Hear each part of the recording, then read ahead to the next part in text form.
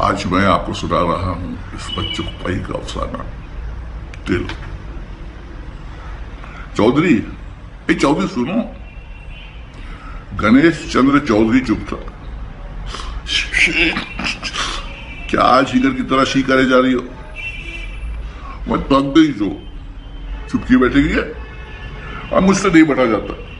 सारी पीठ तख्ता हो गई। हाय राम, मुझे सर्दी लग रही है। चौधरी चुप। यहां नीचे कूलों में चूटियां काट रही हैं। देख रानी, 10 मिनट भी नहीं हुए और तुम थक गई। और क्या, कोई मैं मिट्टी की बनी हुई हो? रानी ने अपने होंठ फैलाए और संगे मरमर की चौकी से नीचे फिसल गई। चुड़ैल, कहता हूं सीधी बैठ हरामजादी। चौधरी ने रंगों की थाली स्टूल पर पटकी और रानी के कंधे पकड़कर 2-4 झटके दिए। तो फिर लो। वो जमीन पर लंबी लेट गई। चौधरी जलकर कोयला हो गया। उसका जी चाहा रानी के चिकने चिकने स्याह गालों पर खड़ी खड़ी कमचियां मारे, मगर वो जानता था फिर तो वो बिल्कुल ही काबू से बाहर हो जाएगी और बहाना करके रोने लगेगी। और फिर वो तस्वीर जिसके लिए वो इतनी जानमारी कर रहा था नामुकम्मल रह जाएगी। देखो, थोड़ी देर और बैठी रहो।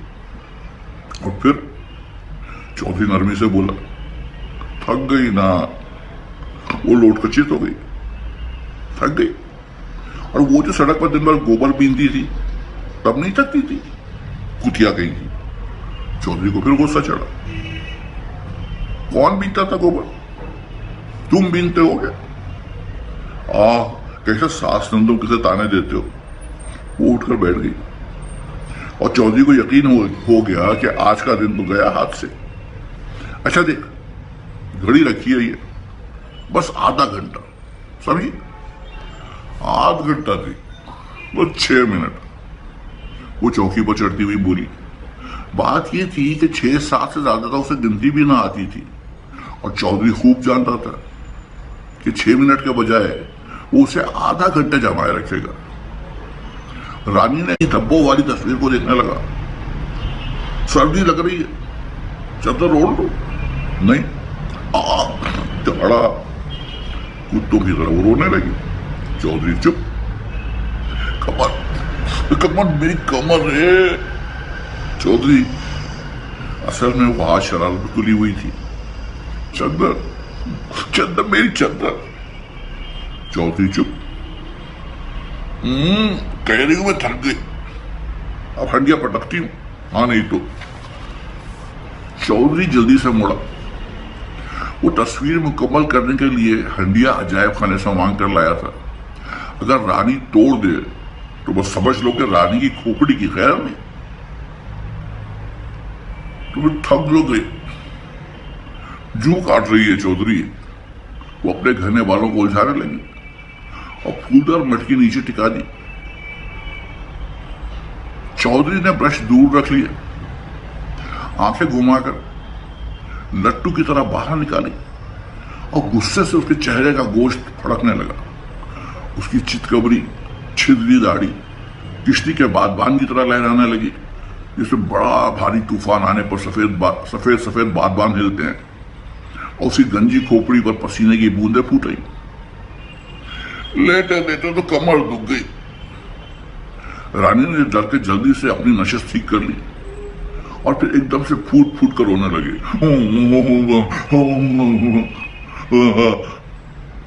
वो होंठ बजाकर डक रही। कोई मर भी जाए तो क्या? चौधरी ने आंखें फाड़कर उसे घूरा।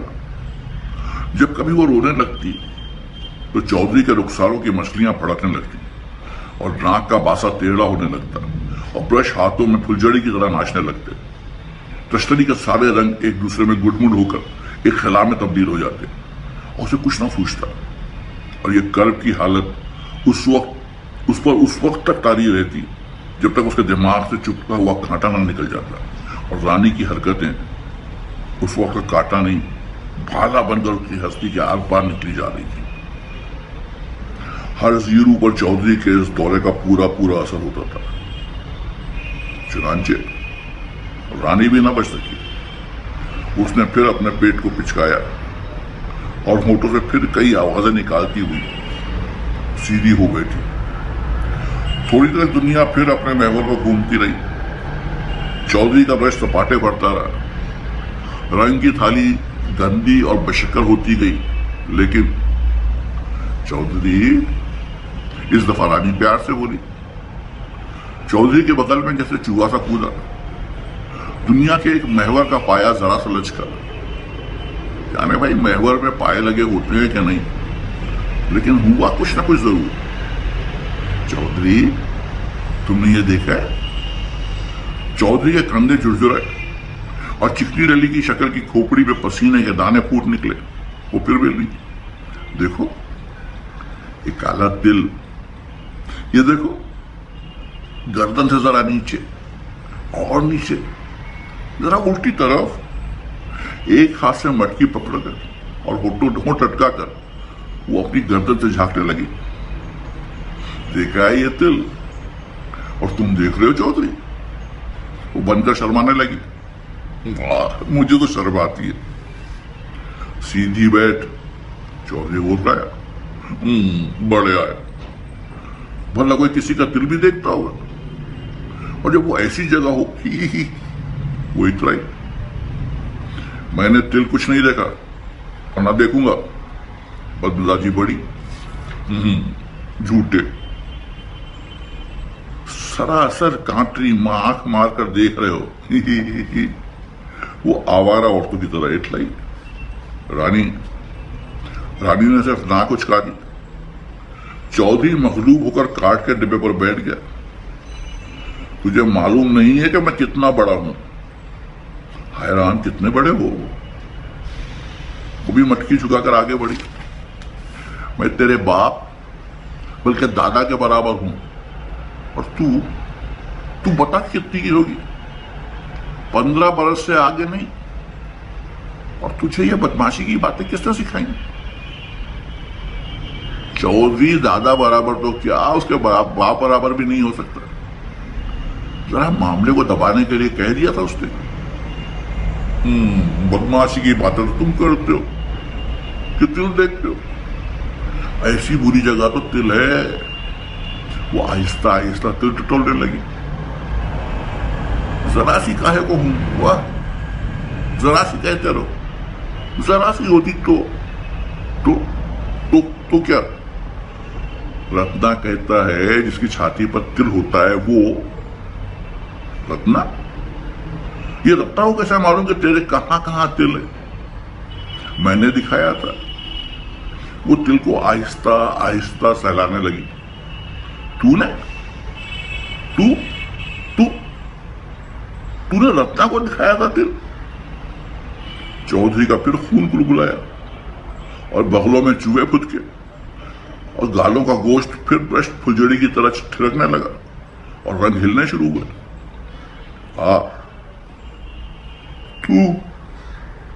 उसने देख लिया तो मैं क्या करती? कैसे देख लिया? कैसे देख लिया तिल उसने, जबकि तू? चौधरी की बत्ती सी ढीले किवाड़ों की तरह बचने लगी। नहा रही थी मैं, तब उसने मटकी संभाली और नशिस्त पर सजने लगी। वहां तलिया पर नहा रही थी। मुझे अकेले डर लगा कि कोई आ ना जाए, इसलिए मैं उसे संग ले गई। कोई आ जाता तो? मैं नहा रही थी, चलो का भी धो दिया था। मुझे डर लगा कि कोई आ ना जाए, इसलिए उसे ले गई। हाँ, उसने बोलपेन से फैसला किया। रानी वो आगे बढ़ा। हाँ, मैंने उसे कह दिया था उधर मुंह रखियो, मगर वो दूर बैठा रहा। फिर मैंने कहा, रत्ना मेरे तिल है, बड़ी बुरी जगह है।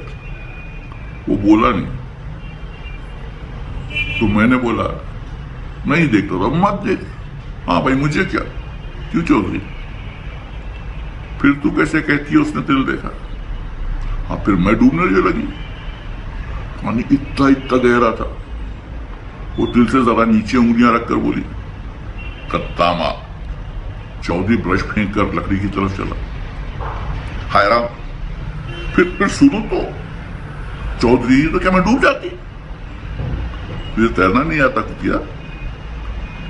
रात दिन हौदी में जो डुबकियां लगाती थी तब मैं डूब मरी। वाह वाह, मैं क्यों डूबती? मैं तो तिल दिखा रही थी। तुमने तिल दिखाने के लिए बहाना किया था।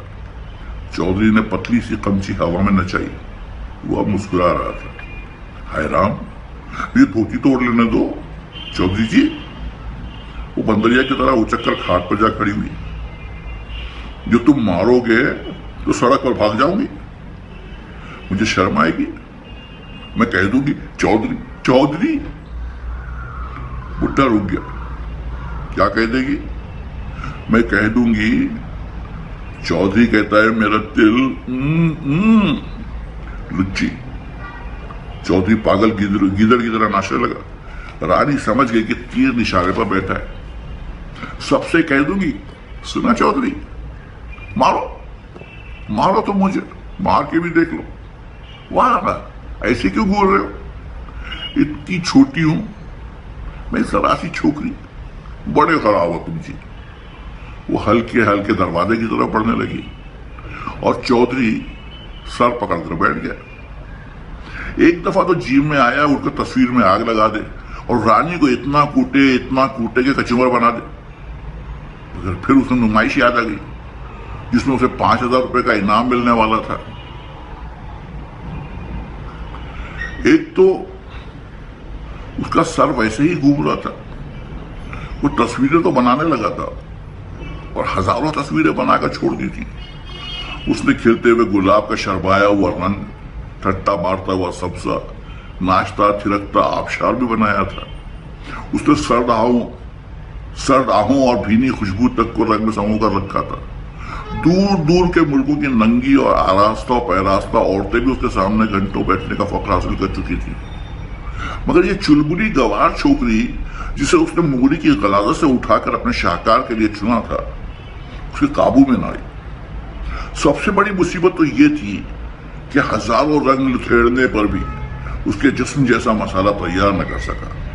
उसने स्याही में संदल घोलकर उसमें नीला रंग मिला दिया, फिर भी उसका रंग की चमक आबनूसी संदली, नीली और कुछ बादामी लहर लिए हुई थी। एक मुसीबत हुई तो खैर, आज उसका रंग सुरमई होता तो दूसरे दिन उसमें शफक की रसूल की फूटने लगती और फिर कभी अचानक उसका जिस्म खत्म होती हुई रात की तरह उगती घटाओं से मिलने लगता और कभी न जाने कहां से उसमें सांप के जहर की सी नीलाहट झलकने लगती और आंखें भी गिरगिट की तरह रंग बदलती। उसने पहले दिन इत्मीनान से कोलतार का स्याह रंग तैयार किया, लेकिन फिर उसे पुतली के गिर्द लाल लाल डोरे नजर आए और फिर उन डोरों के आसपास की जमीन बादलों की तरह नीली मालूम होने लगी। वो झुंझला गया और ढेर सा रंग बेकार हो गया। लेकिन उसे गुस्से की जब तो इंतहाई ना रही जब उसने देखा कि जरा सी देर में कोलतार जैसी पुतलियां सब्ज होने लगी और होते होते दो जमूरत की डलियों की तरह नाचने लगी। पुतलियों के आसपास का मैदान दूधिया सफेद हो गया और डोरे कुर्बजी हो गए। उफ! वो सर पकड़कर झूमने लगा और ऊपर से ये बातें, मच्छर काट गया। वो बच्चों की तरह मिलाई। आज चौधरी ने इरादा कर लिया था कि वो घुन्नी साध जाएगा, अब बोलेगा ही नहीं। इतने मुझे काटते हैं कि क्या बताऊं, मच्छर। चौधरी चुप। हाय रे, कैसे काटते हैं मच्छर। उसने मोटी सी ऐसी बाजारी गाली बकी जो कुछ आम भी नहीं थी। चौधरी उछल पड़ा। गाली? यानी ये लड़की होकर इतनी मोटी गाली जानती है। वो खुद सिवाय चंद बिल्कुल जबान ज़दा गालियों के एक भी गहरी किस्म की गाली ना जानता था। उसने कभी गालियों के मसले पर गौर ही नहीं किया। ये गाली तो शायद दारोगा जी को भी नहीं आती होगी। वो भी चंद अल्फाज त्यारे के तौर पर इस्तेमाल कर लेते हैं। मैं जरूरतन। तूने गालियां कहां से सीखी? वो मुड़ गया। वो कौन सी? ये। उसने भोलपन से गाली दोहराई। रानी वो भक्कर। चुन्नन ने दी थी एक दफा मच्छरों को, उसकी खोली में बहुत मच्छर है, वो बात टालने लगी। उसकी खोली तो उसकी खोली में भी गई थी। हाँ, वो ले गया था कि चल गुड़धानी खाएगी। फिर गुड़धानी खाई तूने? हाँ, गुड़धानी थी। झूठ, सॉरी, कहा गुड़धानी भी थी नहीं, झूठ बोल रहा था। मगर अब ला देता है तुझे चुन्नन, गुड़धानी ला देता है। हाँ हाँ, और खीलें भी। वो मटकी पर नक्शो निगार टटोलने लगी। और खीलें? चौधरी जानता था कि वो दिल उभरा हुआ गोली की तरह चौधरी के सीने में खट से लगा। एक तरफ को सरकता बचता रत्ना तो निकल। चौधरी को मालूम हुआ कि कोई उसे झूले में डालकर लंबी लंबी पेंगे दे रहा है। दिल देख रहे हो मेरा? बड़े वो जी, वो मनाने के लिए इठलाने लगी। चौधरी शुक्र है कि खड़ के किनारे आकर संभला। बाहर निकल। उसने उस नए चौधरी को ढकेलते हुए कहा, उभर आई, आज तुझे उधेड़ कर न डाल दूं तो मेरा नाम चौधरी नहीं। चौधरी ने खुद को यकीन दिलाया कि यह वही छोकरी थी जो कीचड़ में मेंढक की तरह पल रही थी। औरत पर हाथ उठाते हुए शर्म नहीं आएगी? चौधरी सुलग गया। नंगी औरतों को पीटते हो, वाह वाह वाह वाह। और फिर वो ऊपर उभरी। शर्म नहीं आती? वो आंखों में आंखें डालकर मुस्कुराई और पानी उसके टखनों तक आ रहा था। वो डर रही थी, इसलिए जरा अकड़ कर बातें कर रही थी। जाओ। वो शर्माने लगी। चौधरी के हाथ से कमची गिर गई और उसका कद कई इंच लंबा हो गया। उसके बाजू फूल गए और भेजे में ससरियां सी रेंगने लगी। भूगोल के अंबार को ठंडी ठंडी स्याह आंधी बहा ले गई और चिंगारी भड़की। धड़ धड़ शोरे लपकने लगे। उसकी आंखें भूखी चीलों की तरह स्याह उभरे हुए तिल पर चपटी। वो घिन से जैसे वो तिल एक स्याह चट्टान बनकर उसके माथे से टकराया। एकदम वो टूट पड़ा और पिटे हुए कुत्ते की तरह भागा। किधर? अपने कमरे में पलक की तरफ। उस दिन उसने रत्ना को निकाल दिया। वो बहतेरा कहता रहा कि वो लंगोट पहने था। और चौधरी पर तो भूत ना सवार था। वो सारी रात ख्यालात की फौज के साथ कुश्ती लड़ता रहा। कोई चीज बरमे की तरह उसके जिस्म में सुराख कर रही थी, मगर सुराख हो ही नहीं चुकता था। जैसे कोई चट्टान रास्ते में आ गई हो। आज उसे अपनी तस्वीरों में लगाने के लिए रंग मिल रहे थे। कत्थई में जरा सी नीलाट मिला देने से बिल्कुल वही भीगा हुआ समुंदर की तह जैसा गहरा और जीता जीता रंग बन गया। उसका आईना तो वो सारी तस्वीरें थी जिनमें चेहरा तो चेहरा, उसकी रूह का कोना कोना नजर आता है। उसका दिलो दिमाग सभी कुछ रंगों में समाया हुआ सामने मौजूद था। फिर भी उसे चाहा कि कहीं अपनी सूरत देखे।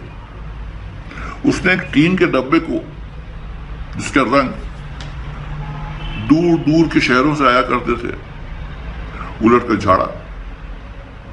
दूध छीनकर फुटक कर उसकी नाक पर पट्टा रखा। पट्टा खाकर उड़ गए। मकड़ी का जाला उसने कोने से झाड़कर अपना मुंह देखा। पहले तो उसे कुछ नजर न आया। जैसे समुद्र की तह में बारीक बारीक झाड़ और फंदे से होते हैं, या जैसे आंखों में पलकें घुस जाती हैं तो फैला फैला सा लगता दिखाई देता है, वैसा दिखाई दिया। फिर एक भयानक दाढ़ी और प्यासी आंखें दिखाई दी। ओ, ये वो खुद था। वो जो, मगर ऐसा कभी नहीं था। ऐसा? उसने टीन का डब्बा औंधा दिया और बगैर आईने के अपनी सूरत देखने की कोशिश करने लगा। उसे दाढ़ी तो खैर नजर आई और एक आंख बंद करने से थोड़ी सी काले धब्बे वाली नाक और फूली हुई मूंछ दिखाई दी। मूंछ अगर कैंची होती तो जरा सा मूंछ को वैसा कर देता। रानी कहती थी चुंदन की मूंछों से छींकें आने लगती हैं। वो खुद भी नाक बजाने लगा। ये तो खैर मालूम था कि रत्ना लंगोट पहने था, क्या जब धोती भी हो या पहनने वाला हो कि वो आ गया। मगर ये चुन्नन, उसकी गुड़धानी उसे ऐसा मालूम हुआ जैसे कमरे की दीवारें गुड़धानी की बनी हुई हैं और वो उसे पीछे डाल रही हैं। वो एक पिसी हुई मक्खी की तरह गुड़धानी के एक बड़े से ढेर पर चिपका हुआ हिल रहा है। जब वो टहलते टहलते थक गया और टांगे शल हो गई तो स्टूल पर टिक गया। पर्दा उठाकर उसने अपनी अधूरी मेहनत को देखना शुरू किया। देखते देखते दाग धब्बे घूमने लगे और एकदम ठहर गए। शाने पॉलिश किए हुए चमड़े की तरह चमकने लगे और आंखों में नीली काली हरी रोशनियां घूमने लगी। और तिल, ये तिल कहां से आया? सांप की तरह गोल कुंडली मारे उभरा हुआ तिल। टिक टिक टिक घड़ी की तरह का दिल हिलने लगा। वो एकदम उठा। उसके पैर रानी की कोठरी की तरफ उठ गए। गंदी मैल छोटे से दरवाजे की घुटी हुई कोठरी, वो कल उसे ऊंचा कराएगा। नहीं, ऊंचा नहीं, वो जो दूसरा कमरा है जिसमें खाली डब्बे पड़े हैं वो ठीक है। अंधेरे में बढ़ने लगा। उसका दिल अब भी घड़ी की तरह टिक टिक टिक कर रहा था। कोठरी की स्याही धुली हुई कालौंज की तरह उसके चारों तरफ लिपट गई। उसके दोनों हाथ चारपाई से टकराए, फिर वो बांध के झूले में धंस गए। उसने जल्दी जल्दी सारा पलंग टटोला, मगर रानी ना थी। सारे बदन पर मच्छरों ने लिपट कर चटकना शुरू कर दिया। मोटे मोटे कहे कहे लगाते मच्छर, और फिर गुड़धानी की सिलें उस पर टूट पड़ी। सुबह उसने चाहा कि रानी की चुटिया उमेड़ कर उससे पूछेगा हरामजादी या रात को कहां गई थी, मगर कोई कहेगा कि वो रातों को उसका पलंग क्यों टटोलता है। वो चुपका काम करता रहा और रानी भी आज ना बोली। वो चाहता था कुछ तो बोले, शायद रात के उड़ने का पता चले, मगर वो मुंह बताए रूठी बैठी थी क्योंकि थक गई। उसने उसे मटकी रखते देखकर नरमी से पूछा। आज उसे लड़ना ना चाहता था, और क्या, मैं मिट्टी की बनी हूं। वो अपनी कमर दोनों हाथों से दबाने लगी। चौधरी का जी चाहा कोई नरम सी बात कहे, मगर उसे अपना अंदाज बदलते जरा शर्म सी आई। ले बस, अब सुस्ता चुकी। वो समझता था शायद वो लड़ेगी, मगर रानी ने मटकी लेकर फिर जिस्म को वैसे ही अकड़ा लिया। आज रंग तनतना उठे। जो रंग लगाया मुंह चिढ़ाने लगा। आज उसने सोचा था तिल भी बना देगा, यूं ही तस्वीरों में क्या तिल नहीं होते, मगर रंगों के मिजाज बिगड़े देखकर वो टाल गया। जब रानी उठकर चली गई तो गुड़धानी का टुकड़ा उसकी धोती में से गिर पड़ा। उसे खबर भी ना हुई, मगर चौधरी को ऐसा मालूम हुआ जैसे उसके सर पर साइबान टूट पड़ा। ये गुड़धानी, उसने गुस्से से झाग उड़ानी शुरू कर दिया। पहले तो वो रुकी कि उठा ले, मगर चौधरी के तेवर देखकर वो चल दी। तुम खा लो, उसने गुरूर से गर्दन उठाकर कहा। चौधरी पर मरघट का भूतना सवार हो गया।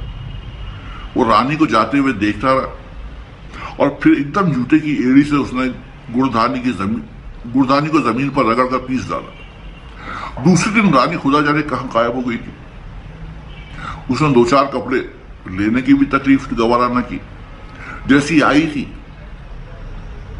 वैसी लौट गई। कीचड़ में रुलने के लिए चल पड़ी। चौधरी की तस्वीर नामुकम्मल ही रह गई। 5,000 रुपए एक स्याह धब्बे की सूरत में उसके दिमाग पर जम गए। स्याह धब्बा जैसे नन्ना सा उभरा हुआ तिल मगर कितनी बुरी जगह था ये स्याह जला हुआ निशान, बिल्कुल चौधरी के कलेजे में। उसके बाद वो और भी परेशान रहने लगा। डर के मारे वो किसी से कहता भी ना था कि रानी भाग गई। उसे डर लगता था कि कहीं कोई कहे ना कि आखिर भाग गई तो क्या हुआ, वो क्यों मारा जाता है। लिहाजा दिन गुजरते गए, वो तस्वीरें बनाने की कोशिश करता रहा, मगर अब कोई छह आने में उसकी तस्वीरें न लेता, क्योंकि इस कदर भद्दे, डरावने, स्याह, भूरे और काले रंग शफक और फूलों में भरने लगा था कि लोग उल्लू समझते थे। उसके सारे रंग गुड़मुड़ होकर खिला में तब्दील हो चुके थे। उसके बाद और भी गैर दिलचस्प वाकयात पेश आने लगे। लोग रानी के मुतालिक बार बार पूछते, वो कह देता न जाने कहां गई, मगर लोग ऐसे सीधे साधे जवाब को कब पसंद करते। चौधरी रानी को बेच आया। एक सौदागर आया था तो कोई 1000 देकर ले गया। रानी से बुरा ताल्लुक, नाजायज कहीं पार कर दिया। जितने मुंह से दूनी बातें। चौधरी की जिंदगी अंधेरी कोठरी बन गई। मालूम होता था दुनिया उसे तल कर खाना चाहती है। यही नहीं, लुत्फे जिंदगी जब आया, जब रानी एक खून आलूद गठरी एक अलग से रास्ते में रखती हुई पुलिस के हत्थे चढ़ गई। फौरन गांव पर चढ़ाई हुई और चौधरी के रहे सहे हवास गुम हो गए। रानी के गुम होने का अब्दा बिल्कुल आसानी से खुल गया और चौधरी हक्का बक्का मुंह फाड़े खड़ा रह गया। उफ, उसकी सारी उम्र की पाकबाजी और नेकनियती यूं नाइंसाफी और अंधाधुन के हाथ कुछ नहीं। मगर वो जानता था कि खुदा को खामखा उससे बैर नहीं। वो ऐसे साफ बच जाएगा जैसे सब बेगुनाह बच जाते। सांच को आंच का